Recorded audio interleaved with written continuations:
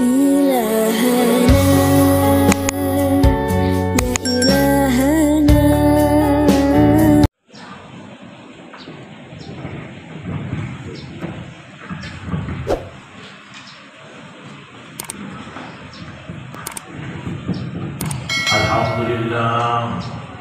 Alhamdulillah alladzi qad ja'alana min ibadihi as-salihin al-muflihin.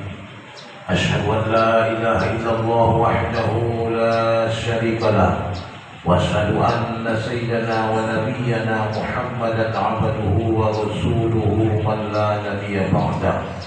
Allahumma shalli wa sallim wa barik ala sayyidina wa nabiyyina Muhammadan wa ala alihi wa ashabihi wa man tabi'a sunnatah. Ya ayyuhal hadirun, usikum wa nafsi bi taqwallahi ta'ala faqad fazal muttaqun.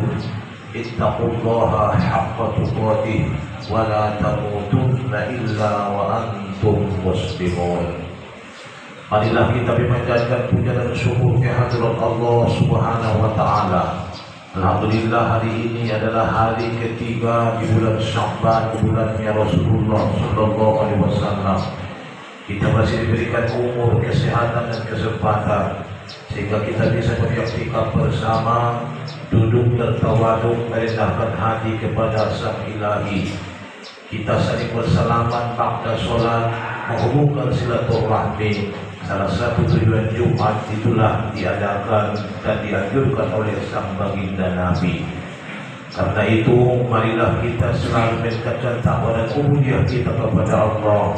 Kita adakan penambahan pembelanjaan dan setoran yang mesti kita siapkan sejak dini untuk mendapatkan pembelanjaan yang abadi, yang siap kita nikmati dan disaji oleh Sang Ilahi nantinya di akhirat kelak. Salawat dan salam marilah sama-sama kita addreskan kepada beliau ruh Nabi besar Muhammad Sallallahu Alaihi Wasallam dengan lantunan doa, Allahumma sholli wa sallim wa barik ala Sayyidina Muhammad wa ala ali Sayyidina Muhammad.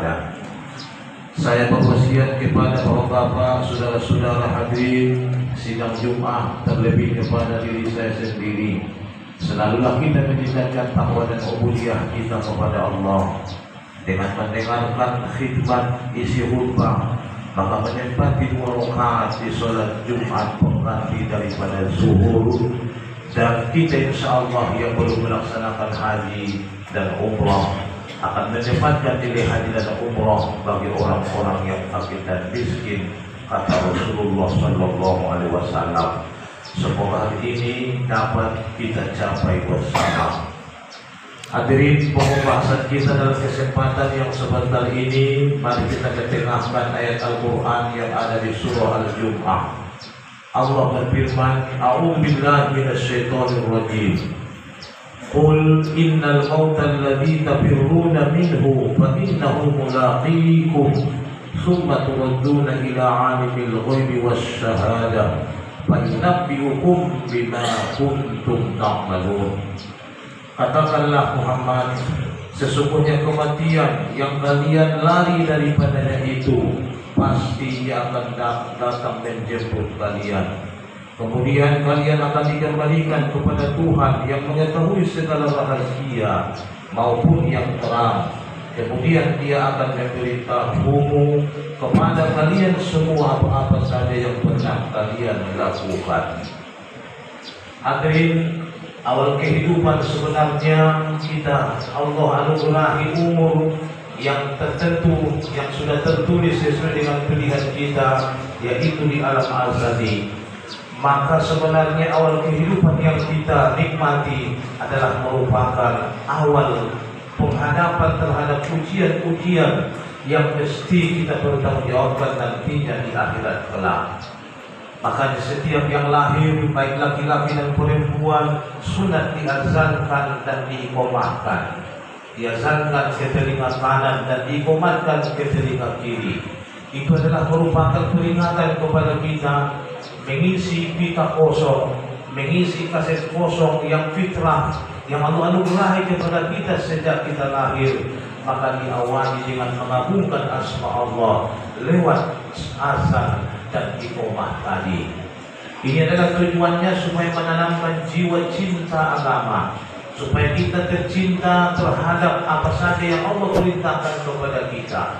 Yang tentunya di antara banyaknya perintah yang Allah berikan kepada kita, nilai yang paling utama dan yang akan dimintai pertama kali persidangannya nantinya di yaumil akhirat, itulah intisari oleh yang dibawa Nabi pulang ke Isra wal Mi'raj, yaitu sholat. Sholat adalah merupakan kewajiban kepada kita sebagai tanda bahwa kita ini adalah hamba yang siap menghambakan diri kepada Allah. Karena anggota yang paling mulia di tubuh kita ini yaitu kening kita. Kita siap menaruhnya, kita siap meratakannya pada tempat kaki meja. Sewaktu kita sujud dan ta'abud kepada Allah, menunjukkan bahwa kita adalah hamba yang hina dan bina, yang banyak kesalahan, dan yang siap menerima apa saja pun keputusan yang Allah berikan dengan nasib yang kita terima dalam hidup dan kehidupan ini. Makanya orang yang sering sujud akan berbekas pada keningnya. Pada keningnya akan Allah berikan nur dan cahaya, sehingga syahadat yang dituangkan sejak mulai dari Nabi Adam, yaitu Nur Muhammad, bersarang pada keningnya Adam. Itulah yang kita usahakan mewarisinya secara turun-menurun. La ilaha illallah Muhammadur Rasulullah. Tatkala itu bernur dan bersinar dengan tekad sujud yang sering kita lakukan. Makanya bukan cukup dengan ibadah yang wajib saja mendapatkan nur itu, supaya kita mendapatkan nur yang terang benderang, ya, supaya kening kita nantinya nampak di waktu kita diletakkan di dalam kubur, di alam yang begitu lama menanti datangnya kiamat. Saat juru periksa kiromang katibin mungkar dan nakir akan mendekati kita, maka dia duluan adalah melihat kening kita.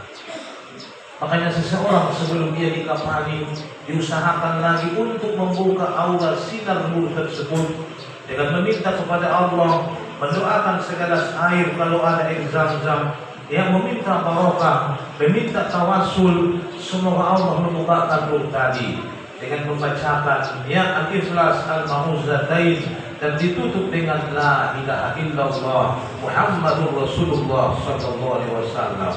Akan disuratkanlah dengan air tadi pada kening la ilaha illallah, di muka kanan Muhammad, di muka kiri Al-Rasulullah, agar kita berperangko dan bermerek kulimah tadi la ilaha illallah Muhammadur Rasulullah sallallahu alaihi wasallam.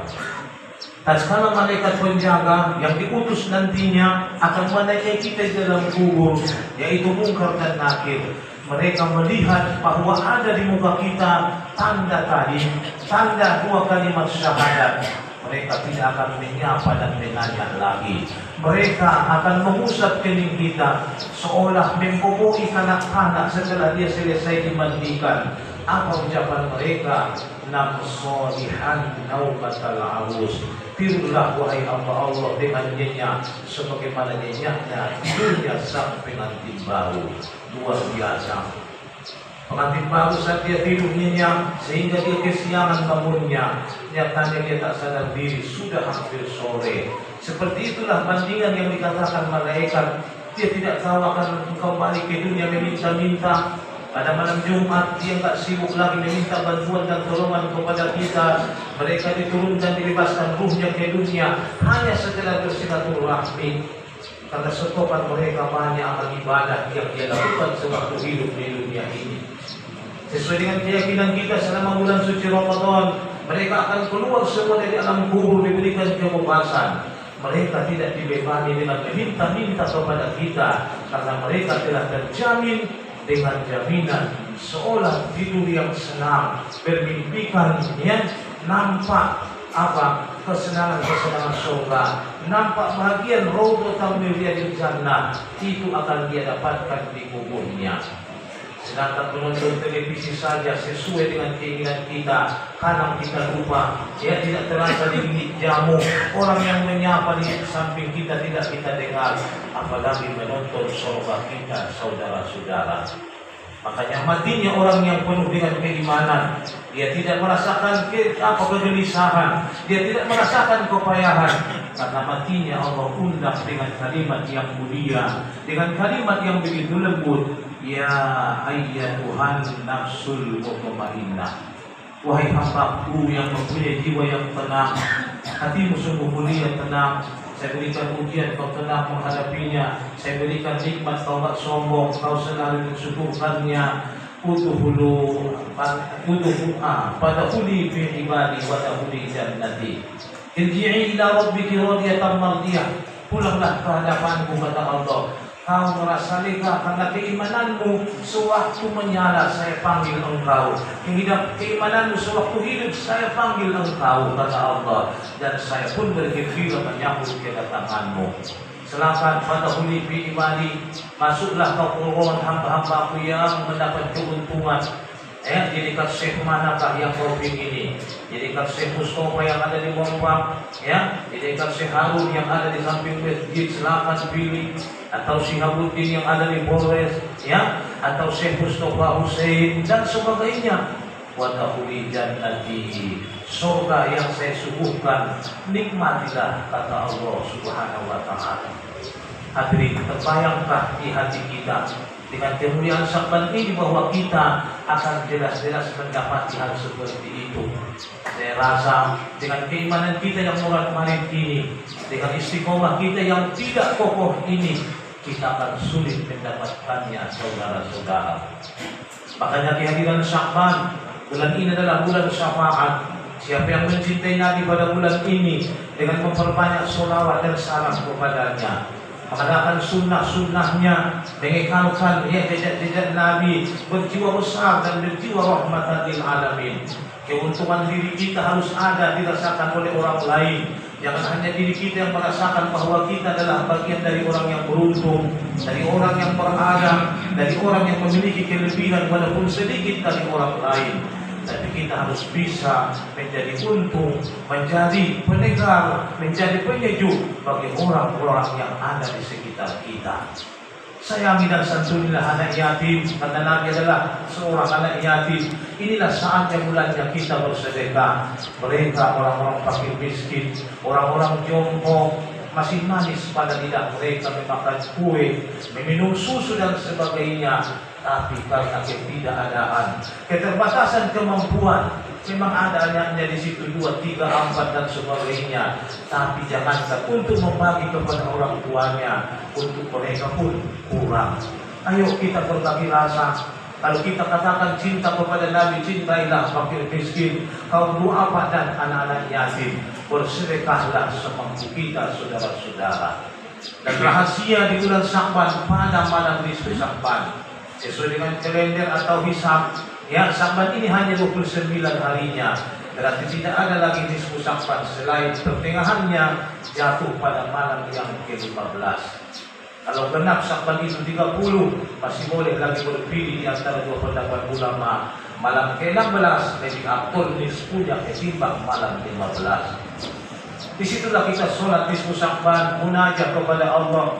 Setelah kita selesai sholat, baik namanya dengan sholat mutlak atau sholat taubat, atau sholat qiyamul lail, maka kita baca Yasin 3 kali. Di setiap bacaan kun fayakun itu kita memohon nasib kita. Pertama, Yasin pertama, mintalah umur yang barokah. Umur yang panjang itu adalah umurnya barokah. Dia bisa mempergunakan umurnya, semakin bertambah usianya, semakin meningkat pengamalannya. Kadang ada yang berkurang, umurnya lari daripada keberkahan. Dulunya dia sering berjubah, dulunya dia sering memakai serban, dulunya dia sering azan. Tapi saat-saat mulai usianya senja, sunnah-sunnah itu mulai hilang dan dia lepaskan. Apakah ini golongan yang beruntung, saudara-saudara? Mari kita menjaga diri, mari kita saling mengingatkan.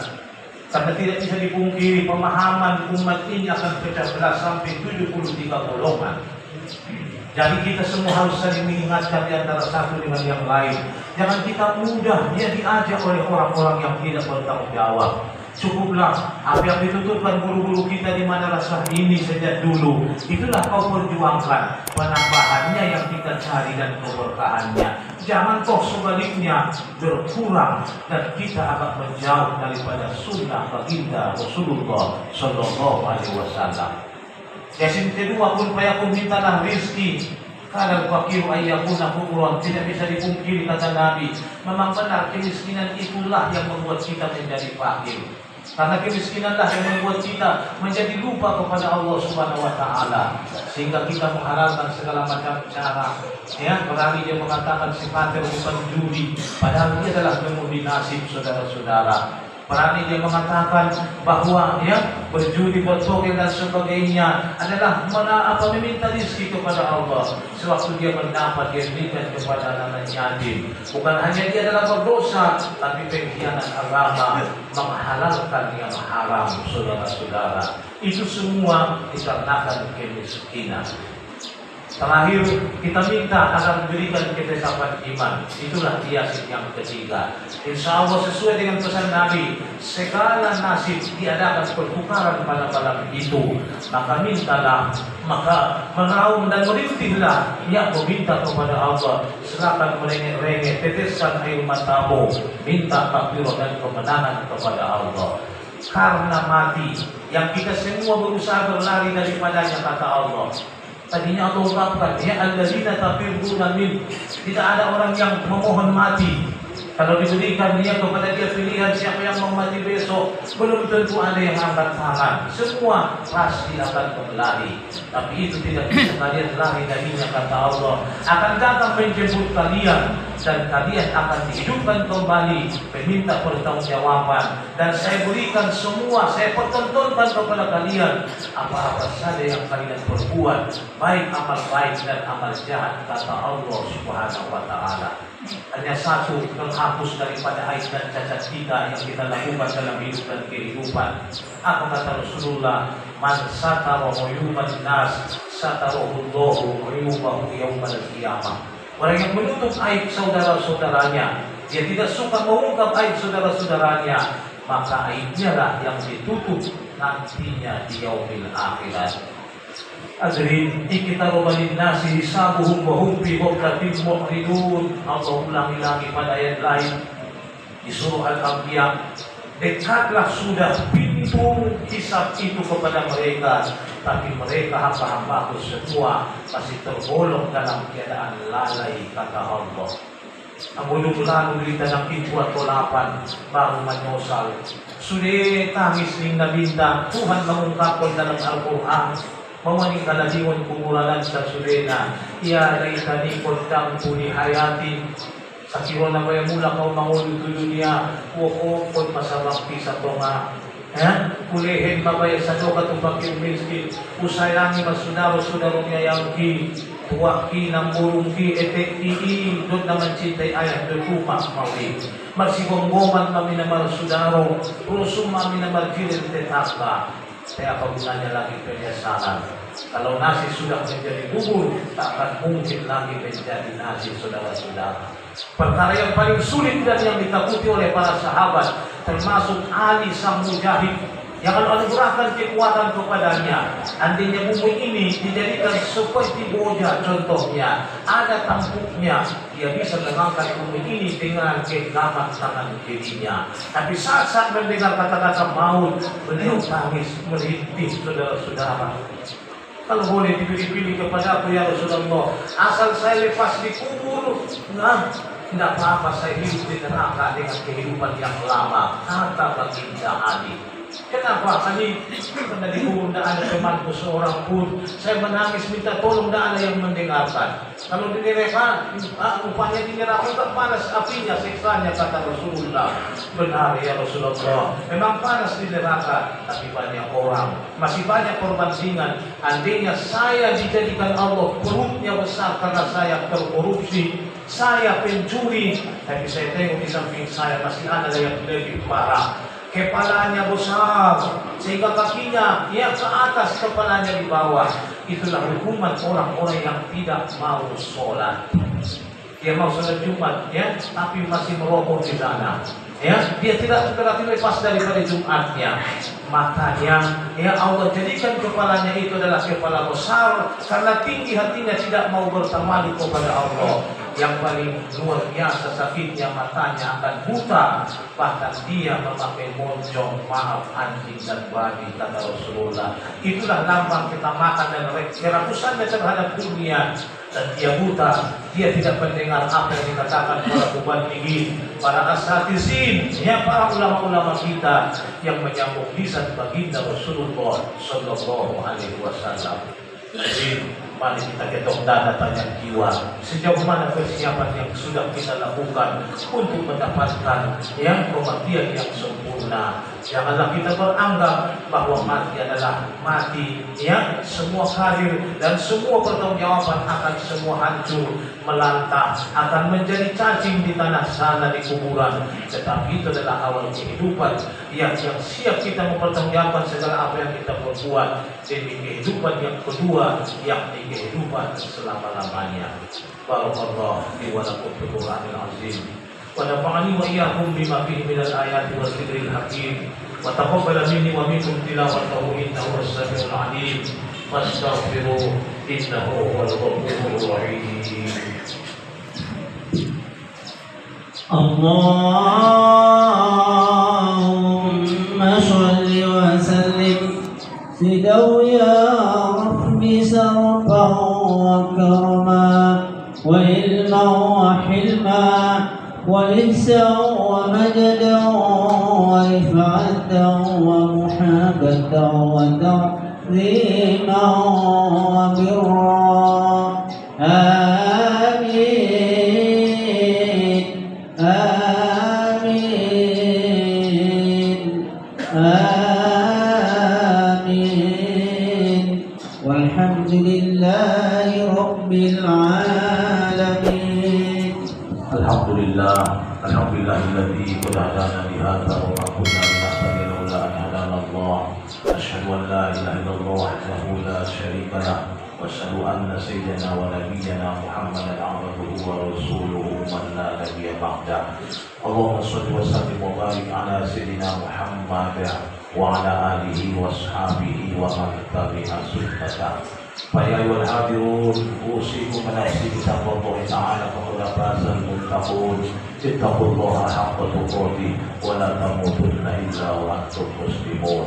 Qala Allah ta'ala fi kitabil azim, inna Allaha wa malaikatahu yusalluna 'alan nabi ya ayyuhalladzina amanu sallu 'alaihi wa sallimu taslima.